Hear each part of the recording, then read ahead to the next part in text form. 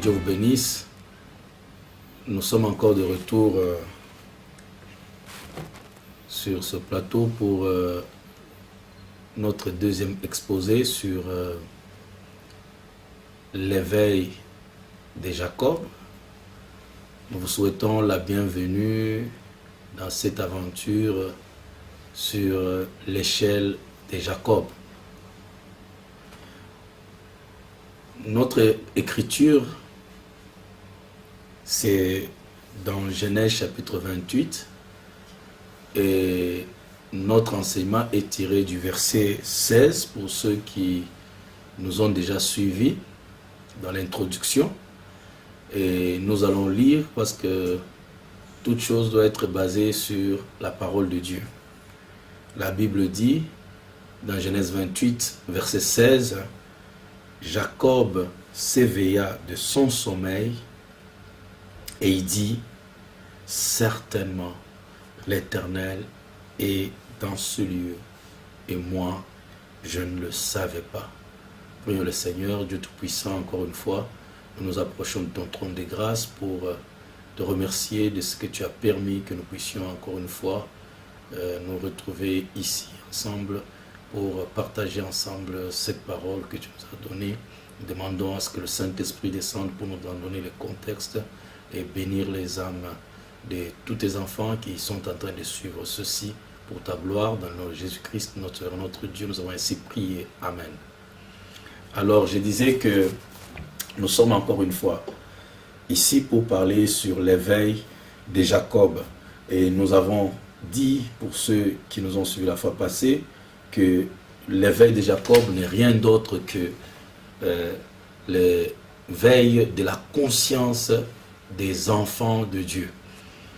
Jacob s'est rendu compte que l'Éternel était en ce lieu. Donc tout ce temps ici, il ignorait que l'Éternel était en ce lieu. Au temps présent, l'Éternel ne vient pas. L'Éternel n'a pas dit, Jacob n'a pas dit l'Éternel est venu, l'Éternel était, l'Éternel viendra. Non, il a dit l'Éternel est. Donc au temps présent, il a toujours été. Parce qu'il avait dit à Moïse, je suis celui qui suis. Donc le présent. Dieu ne connaît pas le futur, ne connaît pas le passé. Il est présent. Tout est présent pour lui. Parce que c'est l'éternité. Dans l'éternité, vous ne pouvez pas placer le temps. Donc Dieu étant éternel, et tout est présent pour lui.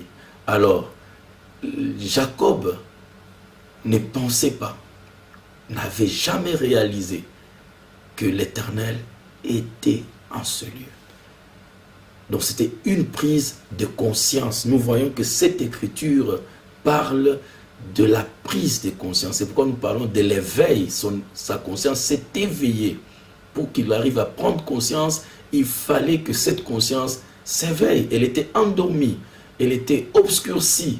Alors, c'était une illumination qu'il venait d'avoir à partir d'une vision que Dieu lui a donnée.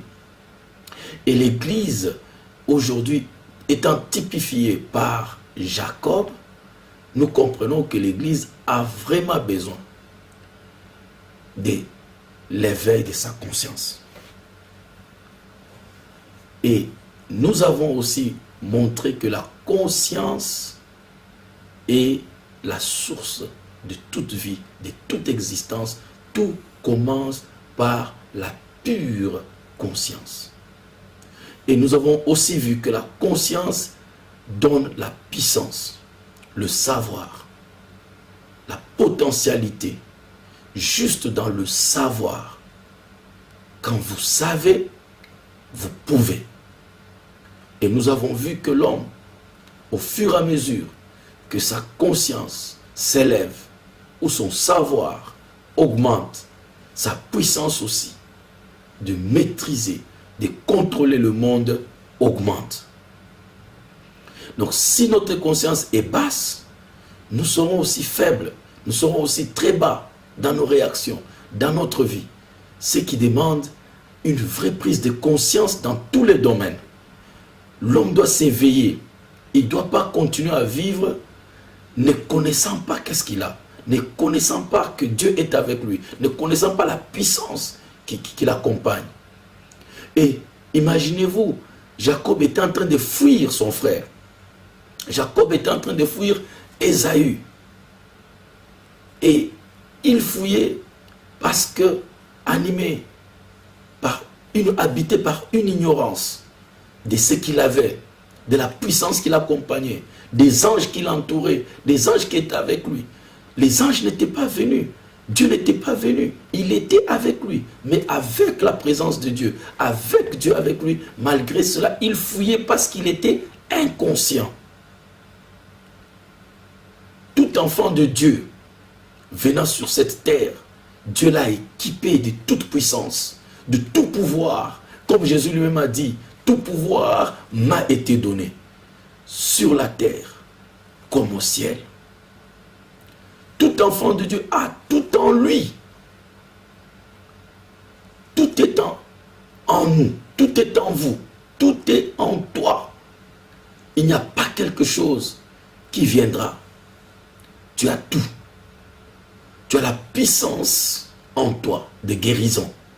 C'est pourquoi, quand tu te blesses avec un couteau ou avec quelque chose, une lame de gilette, avant même que tu appliques les médicaments, ton corps réagit, se soude de soi-même, produit un liquide, des anticorps.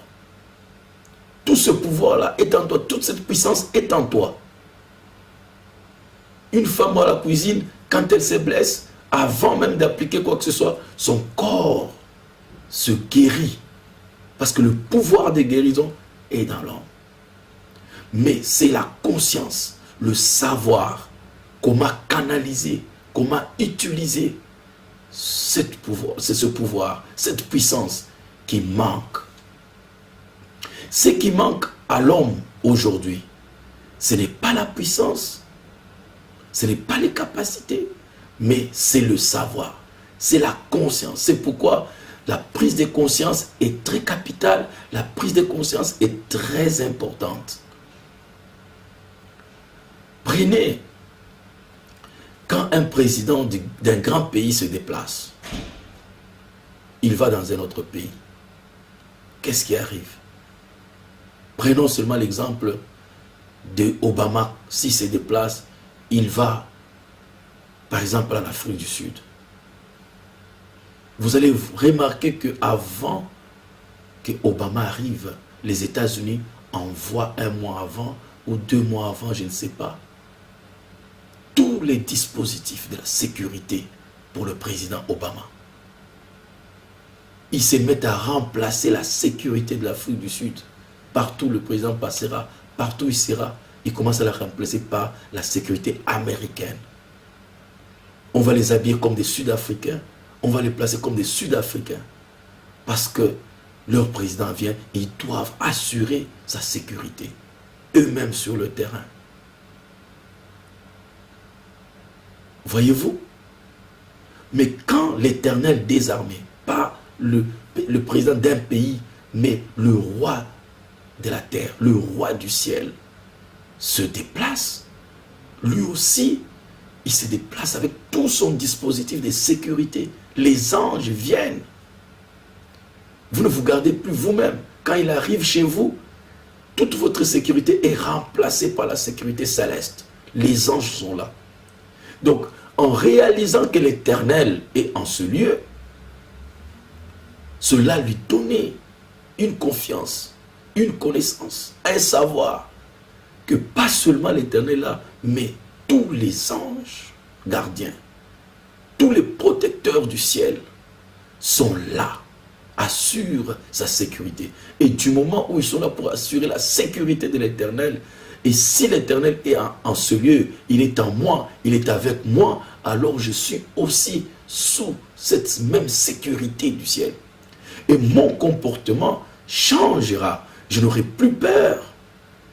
Pas étonnant que David pouvait dire, l'Éternel est mon berger, de qui aurais-je peur? Parce qu'il savait que si l'Éternel est avec moi, si l'Éternel me conduit, si l'Éternel habite avec moi, alors rien ne peut s'opposer Rien ne peut me toucher. Rien ne peut me faire du mal. Donc juste cette conscience changera votre comportement. Vous ne craindrez pas les sorciers, vous ne craindrez pas les magiciens, vous ne craindrez pas les malfaiteurs, parce que vous savez que vous avez une très haute sécurité avec vous. Dieu a voulu faire comprendre à Jacob que ça ne sert pas de fuir. Tu fuis là, c'est le fruit d'une inconscience. Tu n'es pas conscient de ce qui est avec toi, de qui est avec toi.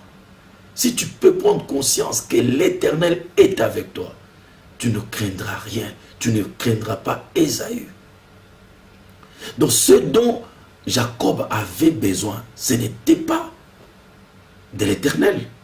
Il n'avait pas besoin de l'Éternel. Il n'avait pas besoin des anges. Ils étaient là. L'Éternel était là. Mais il avait besoin de prendre conscience que l'Éternel était là. Donc c'est la conscience. C'est pourquoi nous insistons sur la conscience. Vous avez besoin de la conscience, de la prise de conscience. Elle est très capitale. Elle affecte votre comportement. Prenons l'exemple des 12 espions qui ont été envoyés à Canaan. Quelle était la différence entre ces 12 espions?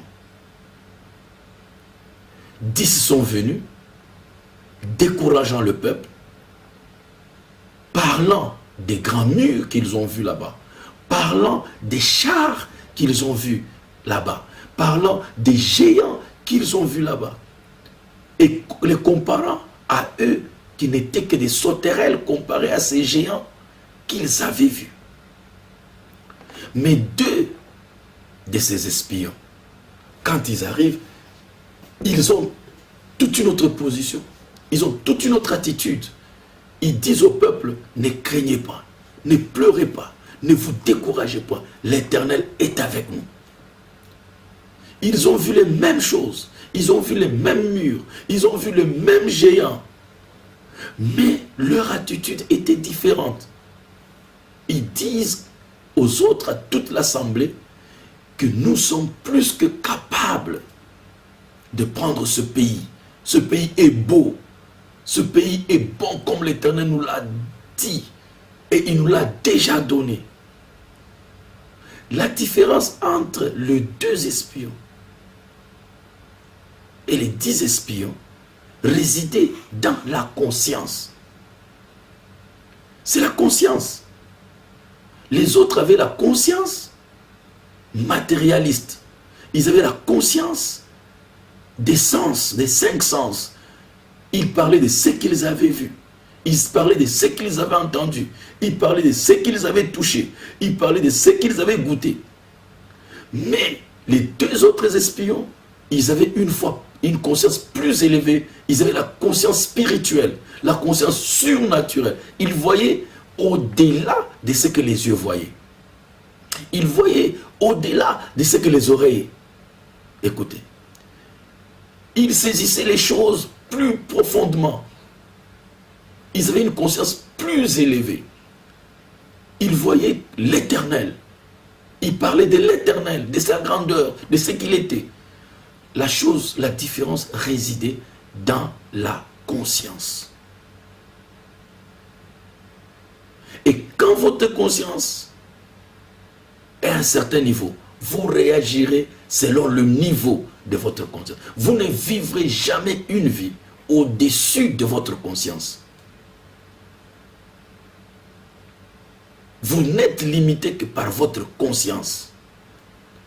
Si vous avez une conscience matérialiste, toute votre vie se résumera au matériel, au matérialisme. Votre bonheur dépendra du matérialisme. Votre joie dépendra de ce que vous voyez, de ce que vous possédez. Mais si votre conscience est plus élevée, vous verrez qu'il y a une meilleure vie au-delà du matériel. Et que le matérialisme n'est qu'une illusion. Il y a quelque chose de plus élevé. Il y a quelque chose de plus profond, quelque chose de plus important que le matériel. C'est le spirituel. Donc c'est un niveau de conscience. Vous allez voir les gens, nous n'avons pas tous la même vie. Pourquoi? Parce que nous avons différents niveaux de conscience. Vous prenez l'exemple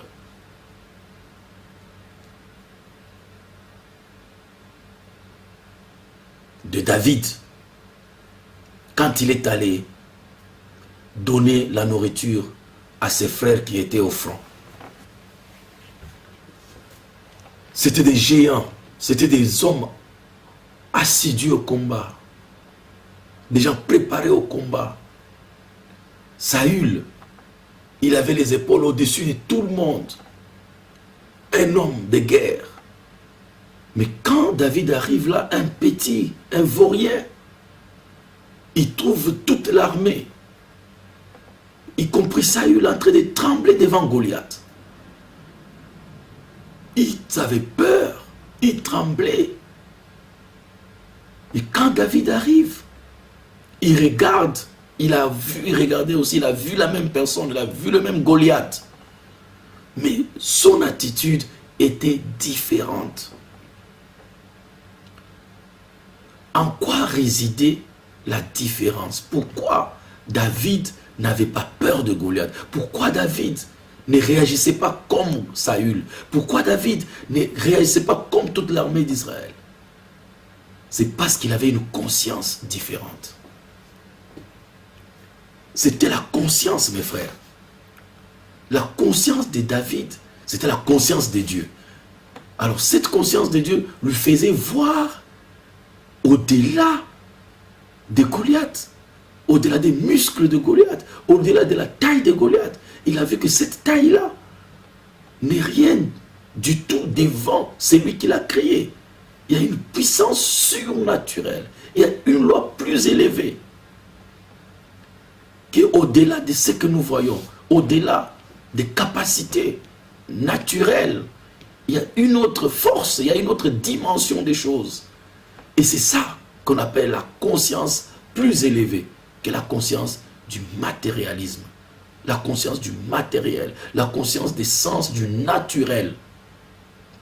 Il y a beaucoup d'entre nous qui continuent à voguer, qui continuent à nager, à patauger dans la conscience terrestre, dans cette conscience naturelle. Tout est défini selon la nature. Tout est limité par la nature. Tout est limité par ce qu'ils voient, par ce qu'ils touchent. Ils ne peuvent pas savoir qu'il y a un autre monde réel qu'on ne touche pas, qu'on ne voit pas, mais qui existe et qui est bel et bien là. Juste un exemple, dans le monde scientifique, je ne vais même pas dans le surnaturel, restant seulement dans le naturel. Tout ce que nous voyons, ce n'est pas tout ce qui existe. Il y a des choses qui existent que nous ne voyons pas, mais que nous croyons que ces choses existent. Prenons seulement les virus, les microbes, les germes. Tout le monde sait que ça existe. Mais nous ne les voyons pas à l'œil nu. Mais ce n'est pas parce que nous ne les voyons pas, ce n'est pas parce que nous ne les écoutons pas, ce n'est pas parce que nous ne les touchons pas que nous pouvons dire que voilà, les germes n'existent pas. Que voilà, les microbes n'existent pas. Tout le monde est plus que convaincu que les microbes existent, que les germes existent. Mais sans les voir, sans les toucher, sans les écouter, les entendre. Mais l'homme a cru qu'ils existaient et il a produit un appareil qui magnifie ces éléments, ces êtres. Et à ce moment-là, on peut les voir à partir des microscopes électroniques. Tout le monde croit que les électrons existent. Tous les scientifiques croient que les protons existent.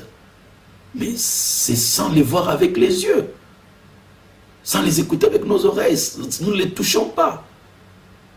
L'homme a cru qu'ils existaient jusqu'à ce qu'il a produit un appareil qui permet à l'homme de les voir. Peut-être pas directement, mais à partir des reflets, des réflexions, des rayonnements. Et l'homme peut arriver à savoir qu'ils existent. Donc mes frères bien-aimés, nous ne pouvons pas nous limiter à la nature, au naturel, pour dire que c'est tout ce qui existe. Il y a des choses qui existent, mais que nous ne voyons pas, que nous ne touchons pas. Je peux continuer à donner ces exemples. On nous dit qu'il y a des galaxies et des galaxies et des galaxies et des galaxies. Nous le croyons tous, mais sans les voir. Nous les voyons au travers des télescopes, au moyen des télescopes, et ainsi de suite. Mais nous les croyons, nous les acceptons. Alors, comprenons que ce n'est pas la limite. Il y a des choses que même les télescopes ne peuvent pas déclarer, que les microscopes électroniques ne peuvent pas déclarer. Il y a un autre monde que le monde naturel ne peut jamais déclarer. C'est ce que nous appelons le monde surnaturel. Vous ne verrez jamais un ange avec votre microscope. Vous ne verrez jamais un ange avec votre télescope parce que c'est un être surnaturel. C'est un être surnaturel, spirituel. Vous reconnaissez que vous pensez, vous avez des pensées, vous avez des idées, mais vous ne pouvez pas les voir. Vous ne pouvez pas prouver que vous avez votre idée, elle est là, vous la montrez physiquement. Mais elle existe. Et elle produit des effets. Elle est puissante. Le monde d'ici, c'est le produit des idées, le produit des pensées. Mais les pensées ne sont pas déclarées physiquement. Peut-être avec les appareils, on peut commencer à essayer de voir au travers, mais on ne peut pas les déclarer. Donc il y a un monde qui existe, un monde spirituel, un monde des esprits. Avant que nous devenions des humains, nous sommes d'abord des esprits. Et quand ce corps tombe, l'esprit continue, l'esprit ne s'arrête pas, ne reste pas dans la tombe. Donc, tout ça, ça demande un état de conscience. Il y a des gens qui ont des consciences différentes des autres. Donc, David, quand il va au fond, il a cette conscience du surnaturel. Il a déjà expérimenté le surnaturel, qui n'est rien d'autre que Dieu. Il a vu, quand avec une fronde, il a abattu un lion qui est venu voler une brebis de son père.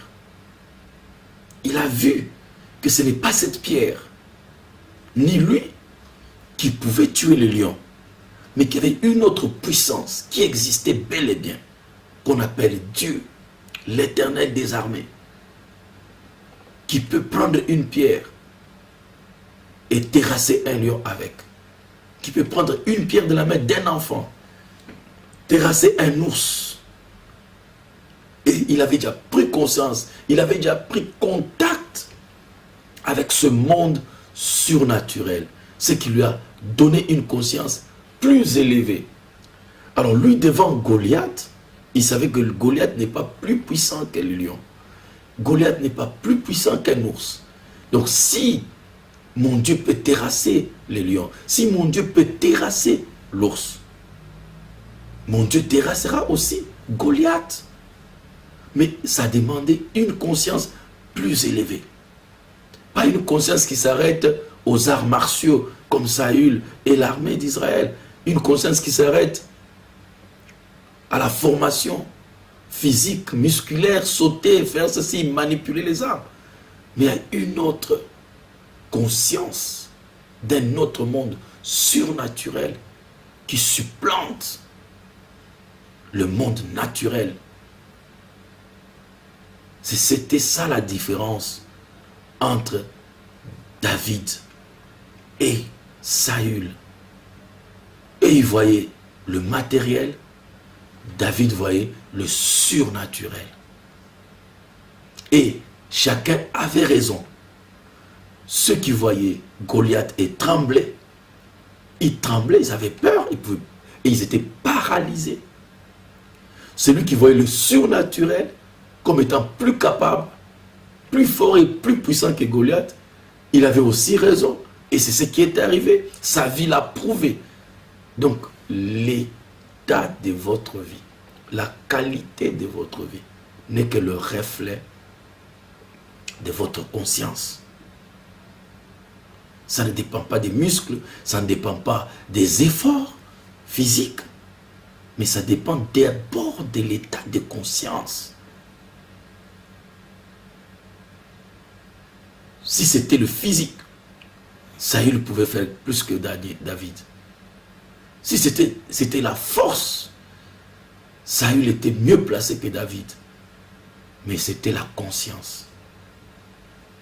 C'était la conscience. Un autre exemple que j'aimerais vous donner,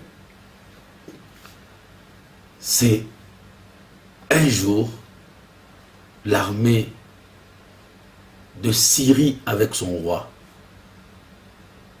Et il y a une réunion, le roi s'est plaint, dit, qui est celui qui est contre nous et qui est pour Israël, pour que chaque fois que j'ai fait un plan pour attaquer Israël, Israël est déjà au courant.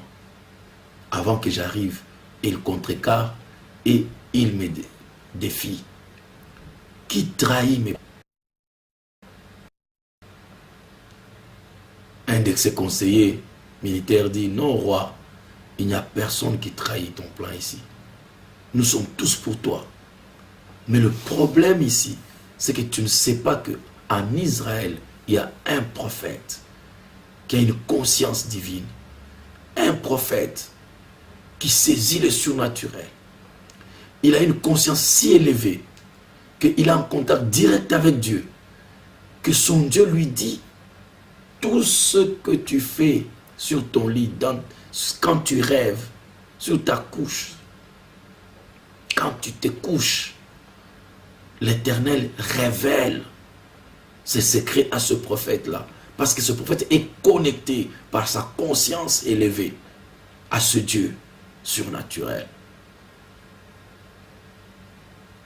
Alors le roi dit, alors dans ce cas, nous n'avons pas besoin d'attaquer Israël. Allons seulement prendre le prophète.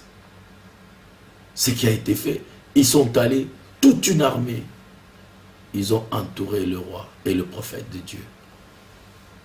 Avec son serviteur. Son serviteur, quand il se réveille, regarde autour de toutes les montagnes. C'était plein des chars et des chevaux de l'armée syrienne. Le serviteur a commencé à trembler. Le serviteur a commencé à paniquer. Il a vite couru pour alerter son maître. Il dit, maître, nous sommes foutus. Nous sommes entourés par l'armée syrienne. Il est trembloté. Mais son maître, le prophète, avec une conscience élevée, il n'a pas bougé, il n'a pas eu peur, il n'a pas paniqué. Il a regardé. Il dit, qu'est-ce qu'il y a? Pourquoi tu as peur? Mais maître, tu ne vois pas. Seigneur, tu ne vois pas. Il dit, voir quoi? Le serviteur pouvait penser que le prophète mentait, le prophète trompait. Mais le prophète ne trompait pas. Quelle était la différence? Qu'est-ce qui faisait la différence entre le comportement du prophète et de son serviteur? Et le comportement de son serviteur? La conscience. C'était la conscience. Le serviteur avait une conscience limitée, une conscience obscurcie, une conscience endormie qui s'est limitée à voir le matérialisme, le naturel, les limites du naturel. Mais le prophète avait une conscience divine. Il avait une conscience surnaturelle. Il voyait au-delà. Et il était tranquille parce qu'il savait qu'il y a une puissance au-dessus de cette puissance qui nous entoure. Il y avait une puissance au-delà de cette puissance qui est là. L'Éternel est avec nous. Il a dit aux serviteurs, n'aie pas peur. Ceux qui sont avec nous, ils sont plus nombreux que ceux qui sont là.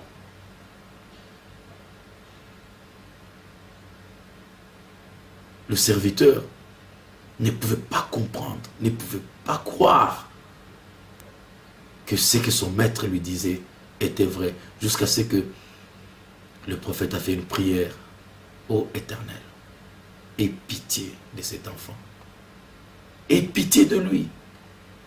Laisse-le voir. Ouvre ses yeux. Mais comment le prophète pouvait faire une telle prière? Parce que c'est le serviteur qui était le premier à voir avec ses yeux l'armée syrienne. Mais pourquoi le prophète fait la prière d'ouvrir les yeux alors que ce serviteur avait les yeux ouverts, il ne dormait pas? Quels yeux il ouvrait? C'est les yeux de la conscience, les yeux du cœur. Il dit pour qu'ils voient que ceux qui sont avec nous sont plus nombreux que ceux qui sont avec eux. Et la Bible dit, Dieu ouvrit les yeux du serviteur. Et le serviteur a vu que toute la montagne était pleine des chars de feu, des anges de l'Éternel. Et c'est ça qui l'a tranquillisé. C'était quoi? Il a eu la grâce, par la prière du prophète, que sa conscience soit élevée. Et quand sa conscience s'est élevée, elle a atteint la conscience du prophète. Mais j'aimerais vous dire que le prophète, lui, n'a pas vu ces anges. Mais il savait que les anges étaient là. Sa conscience déclarée. C'est pourquoi je ne peux pas comprendre qu'aujourd'hui les pasteurs, tout ce qu'ils voient dans leurs églises, c'est des sorciers. Ils expliquent comment les sorciers travaillent, comment les sorciers font ceci, comment le diable fait cela et cela. Mais si leur conscience est comme la conscience d'Élisée, ils verront plutôt le surnaturel de Dieu. Ils parleront plus du surnaturel de Dieu. Les 10 espions ont parlé des ennemis. Ils ont parlé des magiciens. Ils ont parlé, ils ont décrit l'ennemi. Mais les 2 espions, leur conscience a permis qu'ils décrivent l'Éternel, la puissance, la grandeur de l'Éternel. Voilà la différence. Un vrai prédicateur, un vrai serviteur de Dieu. L'ennemi existe, les sorciers existent, les magiciens existent. Il ne fait pas cas d'eux. Il parle plutôt de son Dieu. Il parle plutôt de la grandeur de Dieu. Il parle plutôt de la puissance de Dieu. C'est cette conscience qu'il essaie d'élever dans les enfants de Dieu. C'est cette conscience. David n'est pas venu parler de Goliath. Mais les Saül, l'armée d'Israël, avec leur conscience basse, obscurcie, endormie, ils ne voyaient Goliath, ils ne voyaient que Goliath, sa grandeur, comment il était géant. Mais David, avec l'autre conscience, plutôt il décrivait l'Éternel. L'Éternel, mon Dieu, va te délivrer entre mes mains. L'Éternel, mon Dieu, va me permettre de couper ta tête aujourd'hui. L'Éternel, mon Dieu, te donnera un pâturage aujourd'hui par ma main. L'Éternel, mon Dieu. Voilà comment un serviteur de Dieu réagit. Il ne vient pas enseigner aux enfants de Dieu comment les sorciers sortent la nuit, comment les sorciers entrent dans les enfants de Dieu. Tu crées une conscience des sorciers, une conscience des peurs, des craintes dans les enfants de Dieu. Tu dois arrêter ça. On a besoin de David qui vient créer une conscience du courage, une conscience de la foi, une conscience surnaturelle de l'Éternel des armées. On a besoin d'Élisée aujourd'hui, de beaucoup d'Élisée du haut de la chair, pour changer la conscience des enfants de Dieu. Que les enfants de Dieu cessent de voir la misère, qu'ils cessent de voir la pauvreté, qu'ils cessent de voir la crise, qu'ils cessent de voir toutes ces choses qui sont là pour les opprimer, mais qu'ils regardent à l'Éternel. C'est cette conscience qui doit être créée dans les enfants de Dieu. Nous avons besoin de cette conscience. Vous vous rappelez de cet exemple de Pierre, quand ils étaient dans la barque et qu'ils étaient en train de faire les témoignages sur la mer de tout ce que Jésus venait de faire. Et puis la tempête s'est abattue sur eux, la tempête de la vie, les circonstances, les difficultés. Ils ont commencé à s'enfoncer dans leur conscience basse.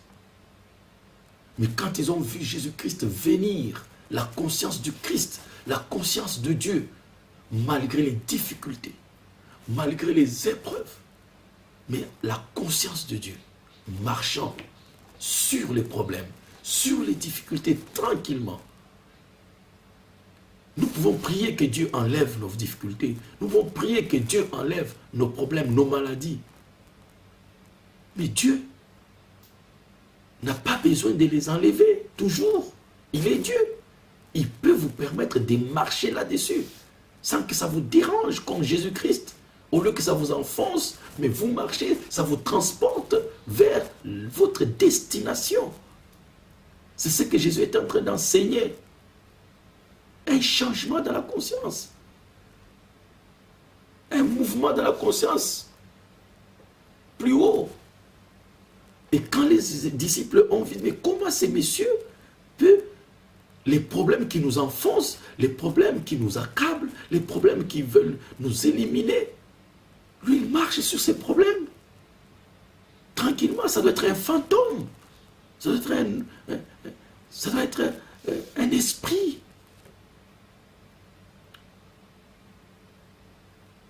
Et Jésus leur dit, n'ayez pas peur, c'est moi. Et Pierre dit, Seigneur, si c'est toi, permets-moi de venir vers toi. Jésus dit, viens. Jésus n'a pas dit, non, non, viens. Si tu peux élever ta conscience, si tu peux élever ta foi, viens.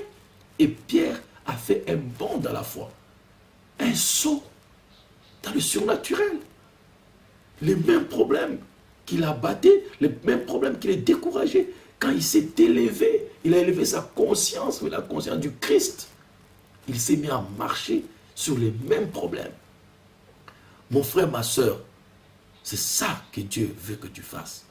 Élever ta conscience pour que les mêmes problèmes qui t'ont dérangé, les mêmes problèmes qui t'ont terrassé, avec cette conscience élevée, tu marches sur ces problèmes. Tu marches sur les difficultés, sur les tempêtes qui sont dans le foyer, les tempêtes de ton mariage. Au lieu que ça t'abatte, ça t'enfonce, ça te noie, c'est plutôt toi qui marches dessus. Ça te transporte. Pourquoi? Parce que Pierre a élevé sa conscience vers le Christ. Il a fixé ses yeux de la foi, ses yeux de la conscience. Il a ignoré tous ces problèmes, ces circonstances au travers desquelles il passait, ces difficultés, ces souffrances, ces manques d'argent, ces crises économiques qui s'abattent sur le monde, ces problèmes des femmes, des maris, des enfants. Il a dit, en gardant ma conscience très bas, en pensant sur ces problèmes, je les aggrave. Elles deviennent graves et m'enfoncent davantage. Ce que je peux faire, c'est enlever mes yeux de ces problèmes, élever ma conscience de ces problèmes et les placer sur Christ. Et il a marché, mes frères. Vous pouvez aussi marcher sur vos problèmes. Vous pouvez marcher sur vos difficultés. Marcher sur tout ce qui vous dérange. Et remarquez en terminant, après qu'il ait marché, il arrête. Il commence à se poser la question. Est-ce que c'est vrai? C'est moi qui marche, qui maîtrise ces problèmes qui me dérangeaient? Il enleva ses yeux, sa conscience sur Christ, la ramena sur les problèmes, les circonstances, les difficultés, et il commença à s'enfoncer, à s'enfoncer. La conscience de la nature, la conscience matérialiste, la conscience des situations sociales vous gardera toujours bas, vous enfoncera. C'est pourquoi je vous invite, mes frères, à accepter ce bond de la foi dans la conscience divine. Vous avez besoin de vous élever. Vous avez besoin de placer votre conscience dans les niveaux le plus élevés de Christ. Christ a dit, je ne prie pas que tu les enlèves du monde, mais que tu les préserves du monde. Vous pouvez être dans le monde, mais le monde ne vous touche pas, le monde ne vous dérange pas, le monde ne vous accable pas, parce que votre conscience n'est pas dans ce monde. Votre conscience est placée plus haut dans la divinité de Jésus-Christ, dans son Église. Alors mes bien-aimés frères, voilà pour aujourd'hui ce que Dieu a voulu vous enseigner, que votre état de conscience déterminera votre vie, votre comportement, votre façon de réagir, votre bonheur, vos malheurs dépendront de l'état de conscience que vous développerez. Acceptez que vous êtes des co-créateurs avec Dieu, parce que vous pouvez changer votre conscience. Vous pouvez dire, ça suffit. Je ne mérite plus rester le même. Je ne veux pas rester. Seigneur, viens-moi en aide. Je crois ce que ton serviteur a dit. Il a pris les exemples dans la Bible. Il a montré des types pour me faire comprendre que réellement, c'est la conscience qui compte. Et je constate que ma conscience a été toujours très bas. Conscience animale, conscience du péché, conscience du mal. J'aimerais abandonner cela, m'élever de la conscience humaine jusqu'à la conscience divine. Viens-moi en aide, Seigneur, que ma vie change, que ma conscience change. Je vous remercie et je crois que ça devait être la prière de chacun de nous. J'ai prié, mon Seigneur, qu'un changement commence dans votre vie, que vous devenez conscient de ce que vous êtes, des enfants de Dieu, des fils de Dieu, qui ont le tout pouvoir. La puissance éternelle est en vous. Le Dieu éternel est en vous. Devenez conscient. Dieu sera avec vous. Dieu vous apparaîtra. Les anges vous apparaîtront. Parce que votre conscience définira votre vie. Votre conscience définira votre qualité de vie. Que Dieu vous bénisse et vous assiste jusqu'à notre prochaine émission. Amen.